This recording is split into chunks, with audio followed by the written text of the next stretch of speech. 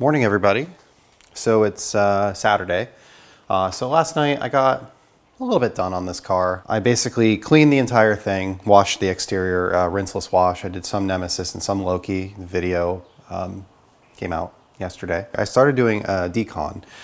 So for decon, I'm using today, this is a Rag Company Ultra sponge or Ultra decontamination sponge. It's their synthetic decontamination sponge, which I like. I don't like it as much as the towel, I'll just be honest. I like the synthetic decontamination towels better. I've used the Rag Company one. I've used the one from DIY Detail, and I've also used P&S's. I like all of those better than this. But, you know, this is something that I have, and I thought that I'd spend a little bit of time with it, use it. Maybe it grows on me a bit. Maybe it doesn't.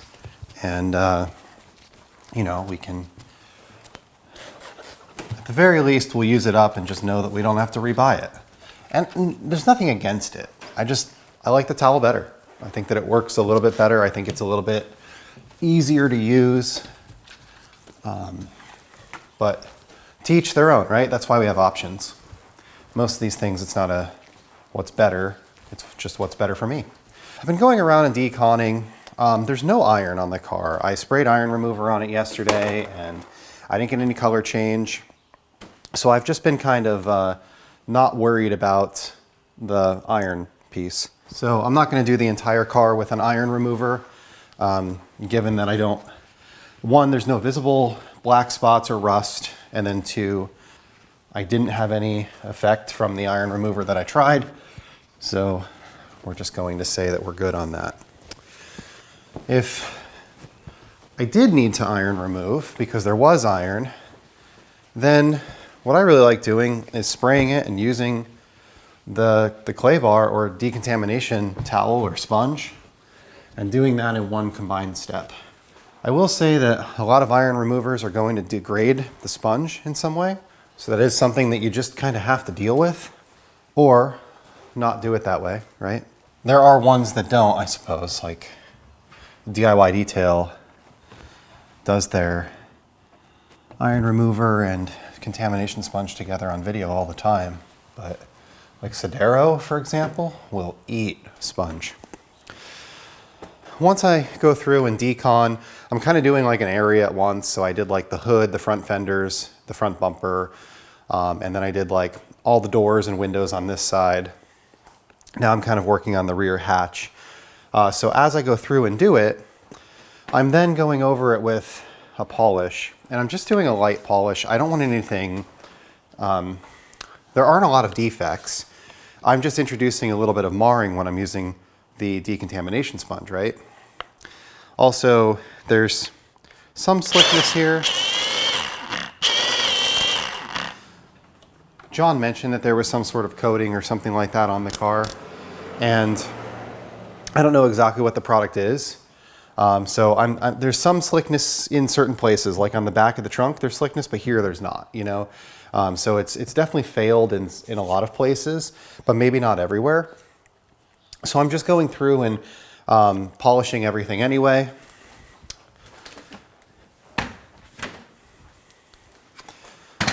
That polishing brings back the luster from the abrasion from the sponge, and then it also removes any of the coating that's there.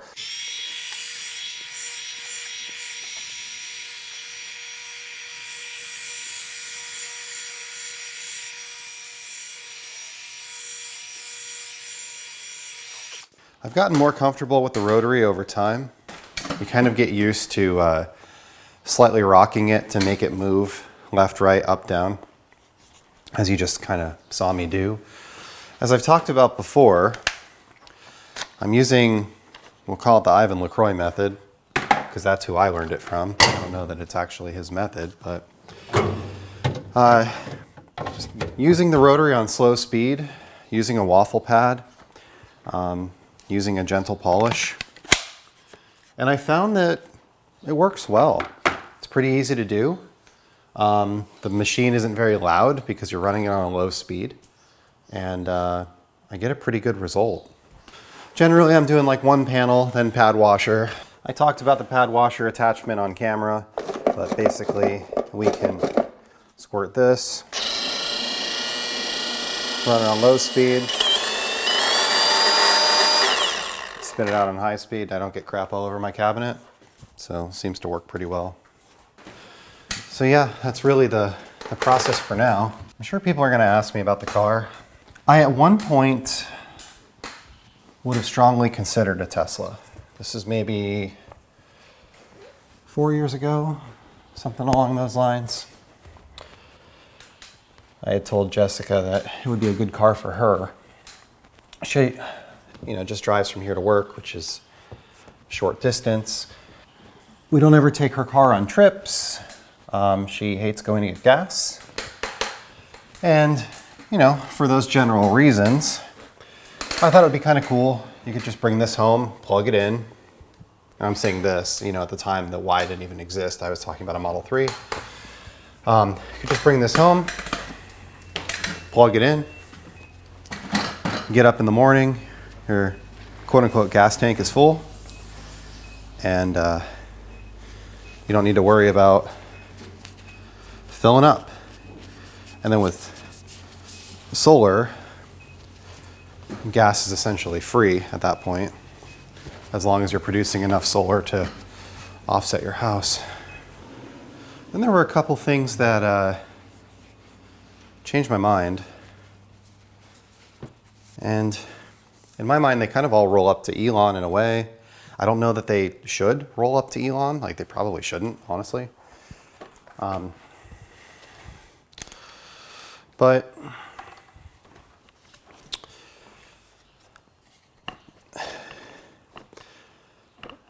there have been like massive price reductions that they've just done overnight.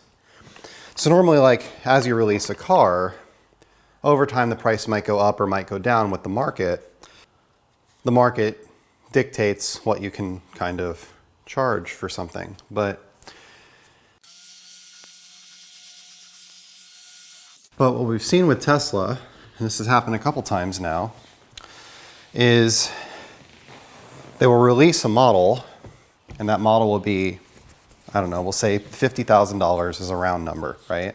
So like the Model 3, I think was right around 50K. And then they'll get a bunch of pre-orders, but the pre-orders are non-committal, and you only need to pay like $100 to pre-order one. So then they'll have some people that back out of the pre-orders. Then all of a sudden they have more vehicles coming out than they have the market for. So then he'll drop the price overnight for the vehicle. And we saw this with the Model 3. They dropped the price by like 15K overnight. Well, the problem with that is if you're the person who bought the Model 3 yesterday for $50,000, and all of a sudden you can buy a new one for $35,000, like, there's instant appreciation that gets built into that. And not only that, it's affecting the rest of the EV market, because now all of a sudden a Model Y looks more compelling than a Mustang Mach-E or, something along those lines, right? So as somebody who doesn't keep cars forever and recognizes that a vehicle is, asset, not an asset, realistically, an asset is something that is sellable for a value. So a car is the second most expensive asset that most people own, the first being their home in their lifetime. And it's the largest depreciating asset that people own, because cars, by and large, in general, depreciate, with a few exceptions. Classics, some Porsches, things like that, right? It scares me to think of buying a car, immediately having a ton of depreciation, having to worry about high repair costs, parts availability, different things like that, as well as I don't really buy into the stigma, like electric cars are electric cars, gas cars are gas cars. Everybody can be mad about batteries, but like the reality is, yes, it's a giant lithium battery, But there's a lithium battery in every power tool in that closet. There's one in my phone that's in my pocket. There's one in, you know, everything, everything. The earbuds in my ears have a lithium battery. Granted, something this large can do a lot more damage than something that small, but I also have 30 of the ones that are that small. So, you know, the electric thing is, it's okay to drive. I really didn't like the full self-driving. I've used it on this and I've used it on another Model Y. I didn't really care for it. It tells you that you have to like rest your hand on the steering wheel, but if you apply like any sort of pressure, it like kicks you out of self-driving, and I don't know, it's just, it's very nitpicky, which I guess I appreciate the fact that it's nitpicky because maybe people won't want to use it, because I think that the name full self-driving is really a misnomer. It shouldn't be called full self-driving.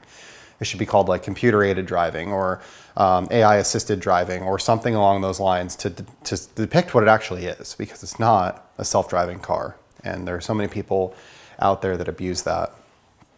So yeah, I find the car unintuitive. So like just in general, as somebody who's owned a lot of cars and driven a lot of cars, most cars you walk up to, you get in them, you can use and operate them and muddle through. And you know, I feel like I need a lesson to use one of these. Even the key card, like where does it go? Where do you set it? You know, this and that. How do you open up the trunk with the guest key card or instead of having your phone? And with your phone, it's different. But like the other thing is, I charged this up to 72% yesterday. It's just sat overnight. Doors locked, everything's shut, but it's at like 69% right now. So it dropped like 3% overnight, but it's like 70 degrees in here, very temperate. But I can hear like a buzzing, like an electrical noise going on in the car at all times, all night long, all day. I have Sentry mode turned off. So I don't know. It's just, it's different. It's got a learning curve, and I don't know that we're ready for this yet. People don't read the instructions. I was also surprised how big this was. I've seen a lot of them on the road and they look small. When I pulled it in my garage, it's actually like long and wide. Surprising. It's obviously super heavy as well, but it's surprisingly big. Anyway, today I'm just going to continue polishing using the same methods that I have, playing around with this bucket. Like I said, I'm just using the DIY Detail Gold Standard polish and that red waffle pad. It's just an easy combination, and I want to work through this and get this done today. So my goal is to coat this today. So I'll come back and I'll do another video at the start of the coating, and we'll talk about the coating and you know what that looks like. And then I have to do the interior as well, so that'll be another video. But I want to get the coating done first before I start the interior, because I want the coating to have a chance to cure. And then my goal would be to take this probably tomorrow morning and go drop it off and pick up my Mercedes. So, and then I got other things to do as well, right? So I'm gonna work on the back trunk right now, and you know, that's going to be all for this particular video. I thank you for stopping by. Hope that you're having a great day. I'll do a video on the entire coating process, kind of from start to finish. So that'll be the next one that you guys see, how to coat a particular panel. So thank you. Have a great day.